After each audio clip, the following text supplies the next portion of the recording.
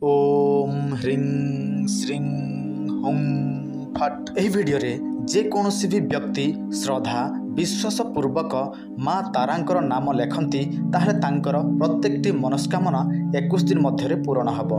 केवल आपण मानकु ओम तारा देवी नमः यह लेखिबाकू पड़िबो। जेतिकी आपण माने कमेंट रे मांकर नाम लेखिबे सेतिकी आपण मानकु पॉजिटिव रिजल्ट आसीबो।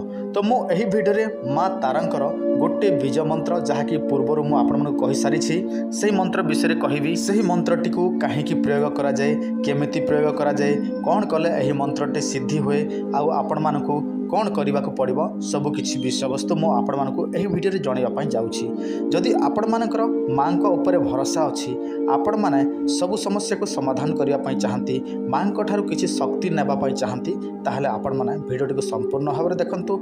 आउ जदि चाहिए करने निश्चय करूँ। एथिरे आपण मानकर कौन असुविधा ना, कहीं आपण मैंने माँ तारा को पूजा अर्चना करेंगे बा साधना करेंगे। आउ आपण मैंने यही तारा मंत्र प्रयोग निज घरे रहीके करेंगे, श्मशान रे करेंगे, कौन निर्जन स्थान रे करेंगे, नदी रे करेंगे, जंगल रे करेंगे। आपण मैंने जमीती चाहिए सेमिति यही तारा मंत्र को प्रयोग करेंगे।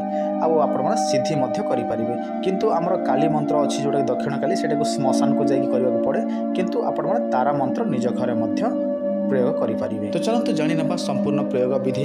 ता पूर्व आपण समस्त गोटे सूचना देखो, आपण मैंने दुकान देती, आपण दुकान में बिक्री होना, आपण मैंने हताश हो गले, आपण मानकर शत्रु अच्छा, शत्रु मैंने हैरान करुँच, मैंने जेकोसी काम धंदा करुँच, आपण मानकर काम होना, आपण मैंने चाकरी खोजुंट, चाकरी मिलूना, आपण मानकर बह हो पारना, पाठ पढ़ारे मन लगुना, आपण मैंने सबू जगह हारी जाऊँगी, ताहले आपण मैंने चिंता करतु ना, आपण मैंने आम सहित जोगाजोग करतु। किंबा आपण माने काहाको प्रेम करती, से प्रेमिका हो किंबा प्रेमिका हो आपण मानको तिरस्कार करुछि, आपण मानको पसंद करू नाही, आपण मानको धोखा देउछि, आपणको स्त्री मध्य आपणको घृणा करुछि, से आपणको छाड़ी के चली जाउछि, ताहले आपण माने मध्य आम सहित जोगाजोग करंतु।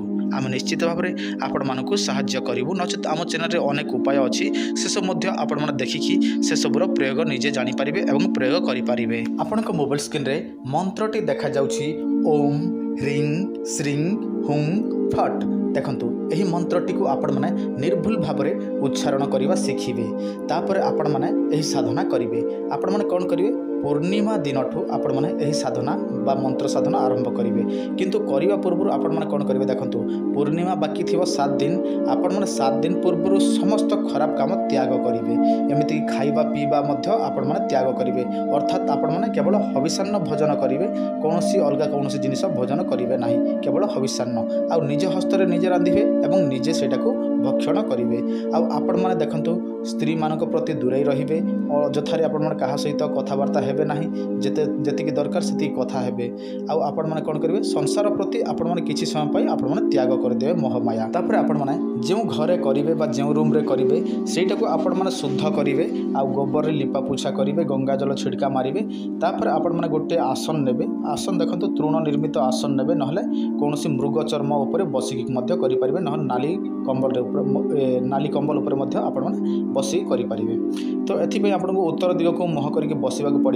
तापर आपण माने कोन करिवे, गोटे अखंड दीप जलिबे, जेमिति कि सेही दीपटी आपण मानकर 7 दिन पर्यंत जलिबा आवश्यक। सही भाव आपण माने गोटे दीप प्रस्तुत करिवे। तापर कोन करिवे, आपण माने पूर्णिमा रात्रि 12टा समय बसी पड़िबे। देखंतु आपण माने जेहेतु दक्षिण काली विषय जानिछंती, सेठिकार पूजा विधि जानिछंती, तो एठी भी मध्य सेमिति, किंतु सेठी कि आपण माने कोन करबा पड़ुथिला, श्मशान जीवा को पड़ुथिला, किंतु एटा घरे करिवे। तो आपण माने कोन करिवे, देखंतु विभिन्न प्रकार फूल नेबे, फूल कम से कम 7 प्रकार नेबे हैला। तापर चंदन नेबे, धूप दीप नैवेद्य इत्यादि नेबे। आपण माने प्रथमे माँ तारा को पूजा अर्चना करेंगे। तापर पूजा अर्चना सरला पर देखो, पूजा अर्चनार आउ कौन विधि विधान ना, आपण जमीती इच्छा सेमिति करेंगे, केवल मंत्रर विधि विधान अच्छी। तापर आपण माने एही मंत्रटी को गोटे रुद्राक्ष माला माध्यम प्रति रात्रि 1008 थर आपण माने जप करेंगे। जेबे आपण मानकर जप संख्या संपूर्ण हो जिवो, तापर आपण माने सही स्थान रे एका गोटे तीरण पारिबे, आ सेठी सोई पड़िबे हैला। आ अन्य कोनोसी जगह को सोइबा को जिबे नाही, केवल आपण को रात्रि रे 1008 थर ही मंत्र उच्चारण करबा को पड़िबो। जेतेबेले आपण मानकर 7 दिन पूर्ण हबो, तापर सही दिन आपण माने कोन करिवे, मंत्रर दशांश यज्ञ करिवे बा होम करिवे, बुझिला। ମନ୍ତ୍ରର ଦଶାଂଶ ହୋମ କରିବେ। ତାପରେ ଆପଣମାନେ ବିଭିନ୍ନ ପ୍ରକାର ଫୁଲ ପୁଷ୍ପ ଫଳ ଇତ୍ୟାଦିରେ ଆପଣମାନେ ପୂଜା ଅର୍ଚ୍ଚନା କରିବେ। ତାପରେ ଆପଣମାନଙ୍କୁ ଗୋଟିଏ ଅଦୃଶ୍ୟ ଶକ୍ତିର ଦର୍ଶନ ହେବ, କିନ୍ତୁ ଡାଇରେକ୍ଟ ତାରା ଆସିବେ ନାହିଁ, କେବଳ ଗୋଟିଏ ଶକ୍ତି ବା ଉର୍ଜା ଆପଣଙ୍କୁ ଦର୍ଶନ ଦେବ। ତାପରେ ଆପଣମାନେ ସେହି ଦର୍ଶନ ପାଇବା କିନ୍ତୁ ସେ ଗୋଟେ କଥା ମଧ୍ୟ, ସେ ଆପଣଙ୍କ ସହିତ କଥାବାର୍ତ୍ତା ହେବ ନାହିଁ କିମ୍ବା କିଛି କରିବ ନାହିଁ, କେବଳ ଆପଣଙ୍କ ଆଖିରେ ସେହି ଉର୍ଜାଟି ଦର୍ଶନ ହେବ।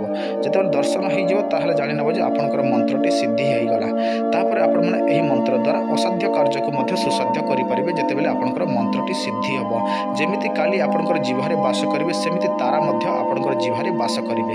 ଆଉ ଆପଣମାନେ ଯେଉଁ ସମୟରେ ଯାହା ଦରକାର ପଡ଼ିବ ତାହା କେବଳ ଆପଣମାନେ କାମନା କରିବେ, ସେ ଜିନିଷଟି ଆପଣଙ୍କ ସାମ୍ନାରେ ଉପସ୍ଥିତ ହୋଇଯିବ। ସେଇଟା ଅସମ୍ଭବ କାର୍ଯ୍ୟ ମଧ୍ୟ ସମ୍ଭବ ହେବ। ଆଉ ଆପଣମାନେ ସମସ୍ତେ ଜାଣନ୍ତି କାଳି ତାରା ଏମାନେ ହେଉଛନ୍ତି 10 ମହାବିଦ୍ୟା। କାଳି ଯିଏ ତାରା ସିଏ, କିନ୍ତୁ ତାଙ୍କର ରୂପ ଅଲଗା, ପୂଜାବିଧି ଅଲଗା, କିନ୍ତୁ ଦେବୀ ହିଁ ଗୋଟିଏ। ଧରି ନିଅନ୍ତୁ ଆପଣମାନେ ସାଧନା ବିଧିରେ ଏହି ମନ୍ତ୍ର ସିଦ୍ଧି କରିବା ପାଇଁ ଚାହାନ୍ତି ନାହିଁ, କେବଳ ଆପଣମାନେ ଭକ୍ତି ମାର୍ଗରେ କରିବା ପାଇଁ ଚାହାନ୍ତି, ତାହେଲେ ଆପଣମାନେ ଏହି ମନ୍ତ୍ରଟିକୁ କେବଳ ମାତ୍ର ଶ୍ରଦ୍ଧା ବିଶ୍ୱାସ ସହିତ ସ୍ନାନ କରିବା ପରେ, ବୁଝିଲେ କି, ସ୍ନାନ କରିବା ପରେ ପୂଜା ଅର୍ଚ୍ଚନା ଯେଉଁ ସମୟରେ କରନ୍ତି, କେବଳ ଏହି ମନ୍ତ୍ରଟିକୁ 7 ଥର 21 ଥର ଉଚ୍ଚାରଣ କରିବେ। ତାହେଲେ ଆପଣଙ୍କର ସେହି ଦିନଟି କୌଣସି ଅସୁବିଧା ହେବ ନାହିଁ। ଆପଣମାନଙ୍କର ପ୍ରତ୍ୟେକଟି ଇଚ୍ଛା ସେହି ଦିନ ପୂରଣ ହେବ।